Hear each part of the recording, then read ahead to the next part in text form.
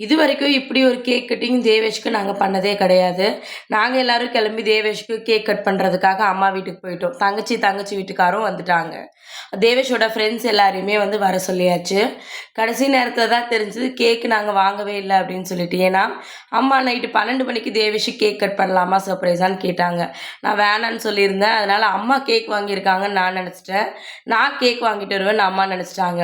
எல்லாத்தையும் ரெடி பண்ணிட்டு கேக் எடுங்க அப்படின்னும்போது நான் வாங்கல, நீ வாங்கலன்னு அப்பதான் தெரிஞ்சுச்சு. அதுக்கப்புறம் அவசரமா போய் பக்கத்துல இருக்க ஒரு கடையில போய் தான் தேவேஷ்க்கு கேக் வந்து வாங்கியிருந்தோம்.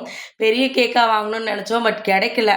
கடைசி நேரத்துல கேக் தேடுறதுக்கெல்லாம் சுத்தமா டைமே கிடையாது. ஏன்னா நைட்டு 9:00 வந்து படம் வந்து புக் பண்ணியிருந்தாங்க.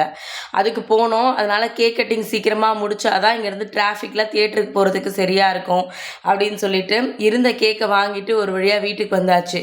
கேக் வாங்குனதுக்கு அப்புறம் தான் கொஞ்சமாவது நிம்மதியா இருந்துச்சு.